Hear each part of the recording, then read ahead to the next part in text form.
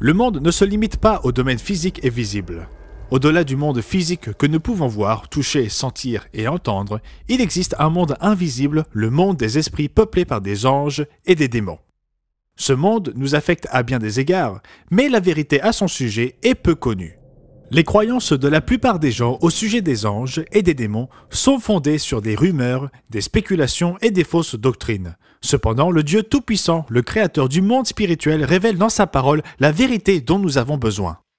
Rejoignez-nous dès maintenant sur le monde de demain pour examiner 6 mythes au sujet des anges et des démons à la lumière des Écritures.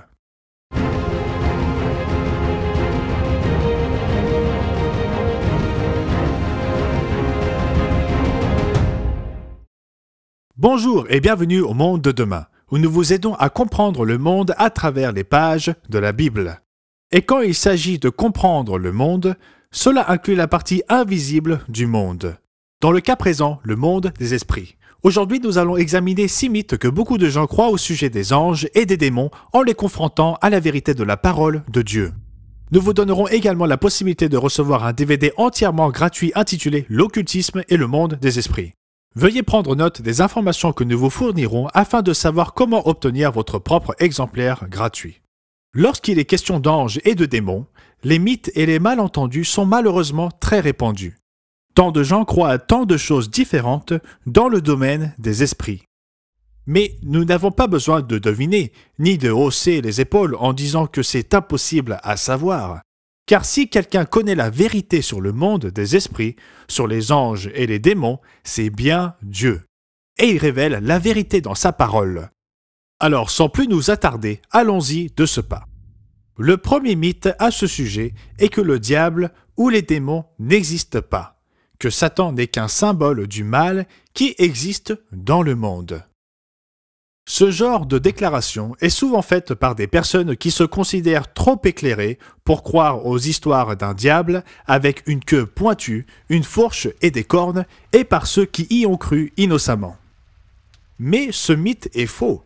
Le diable est bien réel, il est vivant, il est astucieux, il est méchant. C'est un être spirituel qui influence les gens, les gouvernements et les événements de ce monde. Sur ce point, la Bible est extrêmement claire. Jésus parle très clairement de cette entité malveillante dans de nombreux passages, comme dans Matthieu au chapitre 12. Là, les pharisiens accusèrent Jésus de chasser les démons par la puissance du diable, et Jésus répondit : « Tout royaume divisé contre lui-même est dévasté, et toute ville ou maison divisée contre elle-même ne peut subsister. » Donc, si Satan chasse Satan, il est divisé contre lui-même. Comment donc son royaume subsistera-t-il? Ainsi, non seulement Satan est mentionné ici comme un être bien réel, mais Jésus déclare également qu'il a un royaume de démons sous ses ordres. Et dans Luc 22 au verset 31, nous lisons l'avertissement que Jésus fit à Simon-Pierre sur la façon dont le diable avait jeté son dévolu sur le disciple. Le Seigneur dit : « Simon, Simon, Satan vous a réclamé pour vous cribler comme le froment. » Nous parlerons davantage de l'identité et de la personnalité de Satan plus tard dans l'émission. Mais il est clair que la Bible et le Fils de Dieu lui-même parlent du diable et de ses démons comme d'entités réelles et individuelles, et non comme d'une mauvaise force vague et impersonnelle. De telles croyances ne sont que des mythes. Voici le mythe suivant. Les anges sont les esprits des êtres humains décédés. C'est une croyance commune à un plus grand nombre de personnes que vous ne le pensez. La culture populaire renforce cette idée en remontant par exemple à une chanson pour adolescents dans les années 60 qui s'intitulait Teen Angel et au film pour enfants dans les années 70 de Littlest Angel. Mais l'idée persiste et certains pensent que lorsque de bonnes personnes décèdent, elles se rendent au paradis pour devenir des anges. Parfois, lors d'un enterrement ou en parlant avec un proche d'une personne récemment décédée, vous entendrez des paroles de réconfort, par exemple, dans lesquelles quelqu'un dit, et je cite, « Le ciel a gagné un autre ange ». Mais c'est un mythe, et c'est faux à bien des égards. Tout d'abord, après leur mort, les humains ne revivent pas avant leur résurrection. Ce fait d'une résurrection future est clairement établi dans de nombreux endroits de la Bible, comme le commentaire de Paul à Félix à Césarée. Et ayant en Dieu cette espérance, comme ils l'ont eux-mêmes, qu'il y aura une résurrection des justes et des injustes.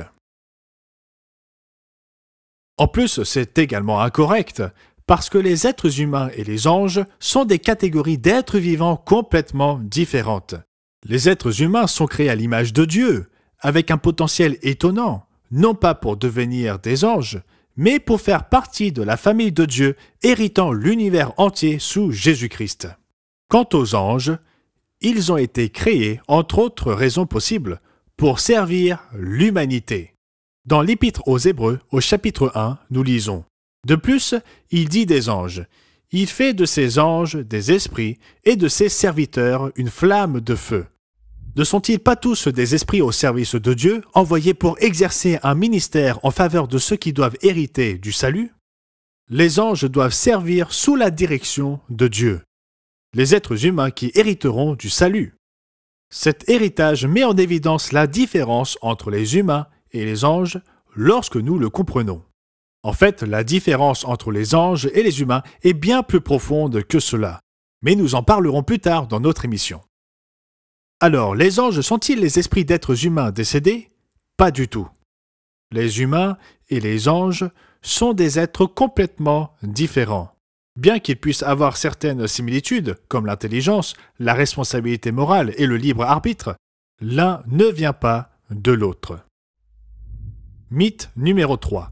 Satan est le contraire de Dieu qui oppose le bien de Dieu au mal du diable. Certains mythes contiennent un élément de vérité, et c'est le cas de celui-ci. Le caractère de Satan est certainement le contraire de celui de Dieu à bien des égards. Alors que Dieu ne ment point, et que le Christ, le Fils de Dieu, est appelé un esprit vivifiant, le diable est appelé le père du mensonge et meurtrier dès le commencement. Mais l'idée que, d'une certaine manière, Dieu et le diable équilibrent l'univers avec le bien et le mal, comme si Satan était une sorte d'anti-dieu éternel, comme l'idée orientale du yin et du yang, accorde beaucoup trop de crédit au diable. Satan le diable est un être créé, bien moins puissant que le Dieu tout-puissant, bien qu'il n'ait pas été créé en tant que diable. Non, Dieu a créé un ange appelé dans la Bible Astre brillant ou Lucifer, qui a fini par se rebeller contre son Créateur. Nous lisons l'un des récits de cet événement dans Ézéchiel, au chapitre 28. Là, au beau milieu d'un passage contenant des prophéties sur le dirigeant de l'ancienne ville de Tyr, Dieu inspira le prophète Ézéchiel pour qu'il s'adresse à la puissance démoniaque qui se cache derrière le trône, à savoir Satan le diable. Par l'intermédiaire du prophète, le Seigneur lui dit « Tu étais un chérubin protecteur, aux ailes déployées. Je t'avais placé et tu étais sur la sainte montagne de Dieu. Tu marchais au milieu des pierres étincelantes. Tu as été intègre dans tes voies depuis le jour où tu fus créé jusqu'à celui où l'iniquité a été trouvée chez toi. » L'orgueil, la vanité et l'ambition égoïste ont corrompu la sagesse de cet être jusqu'à ce qu'il se rebelle contre son Créateur. Ésaïe 14 rapporte ces pensées rebelles, comme Dieu le déclare par l'intermédiaire du prophète au versets 13 et 14. Tu disais en ton cœur, je monterai au ciel, j'élèverai mon trône au-dessus des étoiles de Dieu. Je m'assiérai sur la montagne de l'assemblée, à l'extrémité du septentrion, je monterai sur le sommet des nues, je serai semblable au Très-Haut. Le résultat fut une défaite tonitruante et désastreuse pour l'ange corrompu, comme toujours en cas de rébellion contre Dieu. Nous avons plus de détails pour vous sur cette rébellion angélique et les origines du diable dans le DVD gratuit intitulé « L'occultisme et le monde des esprits ». Mais pour l'instant, il suffit de dire qu'il n'y a pas d'égalité entre Dieu et le diable dans aucun sens. Alors que Dieu existe depuis toujours et est tout-puissant, Satan a un commencement et n'est pas tout-puissant. En fait, viendra un temps où il sera lié pour toujours, ne pouvant plus influencer les autres pour le reste des temps. Nous prions pour que ce jour arrive bientôt. En attendant, examinons le mythe numéro 4, les chérubins ressemblent à de gentils angelots ailés. Il est difficile d'être plus loin de la vérité que ne l'est ce mythe. La plupart d'entre nous ont vu des peintures, des statues ou d'autres représentations de ce qu'on appelle des chérubins. Ils ressemblent à de petits enfants doux et innocents, souvent très peu vêtus et dotés de petites ailes. Cependant, les chérubins ne ressemblent en rien à ces représentations. Les chérubins sont des êtres spirituels bien réels, des anges qui assistent Dieu sur son trône dans les cieux et qui servent sous ses ordres. Genèse chapitre 3 et au verset 24 nous dit qu'après avoir expulsé Adam et Ève du jardin d'Éden, Dieu a placé des chérubins à l'est du jardin avec une épée flamboyante, empêchant ainsi l'humanité d'y retourner. Cela ne ressemble pas vraiment au travail d'une bande d'angelots ailés, n'est-ce pas? Ce n'est pas le cas, parce que les chérubins ne sont pas des angelots ailés. Nous en lisons une description dans le livre d'Ézéchiel. Dans ce livre, le voile qui nous sépare du monde des esprits est levé pour Ézéchiel, et lui est permis de voir ces êtres qui sont normalement invisibles à notre vue. Voici sa description des êtres angéliques qui servent au trône de Dieu. Au centre encore apparaissaient 4 animaux, dont l'aspect avait une ressemblance humaine. Chacun d'eux avait 4 faces, et chacun avait 4 ailes. Leurs pieds étaient droits, et la plante de leurs pieds était comme celle du pied d'un veau. Ils étincelaient comme de l'airain poli. Ils avaient des mains d'homme sous les ailes à leurs 4 côtés, et tous les 4 avaient leurs faces et leurs ailes.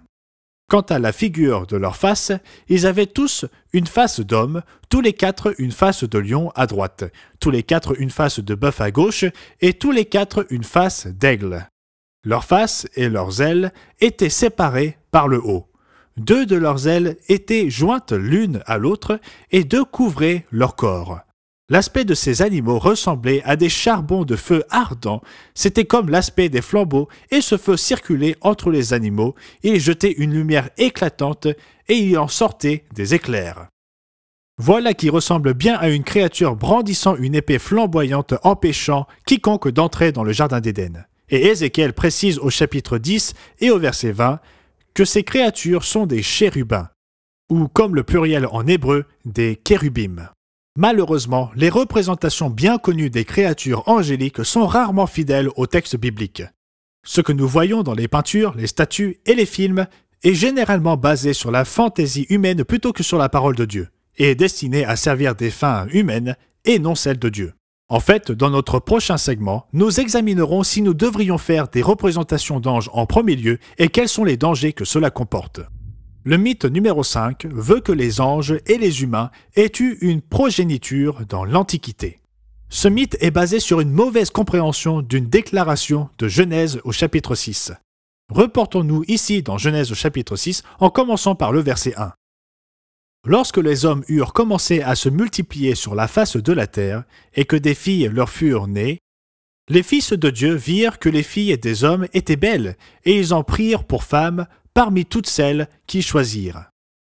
Au verset 4, il y est ajouté « Les géants étaient sur la terre en ces temps-là. Il en fut de même après que les fils de Dieu furent venus vers les filles des hommes et qu'elles leur eurent donné des enfants.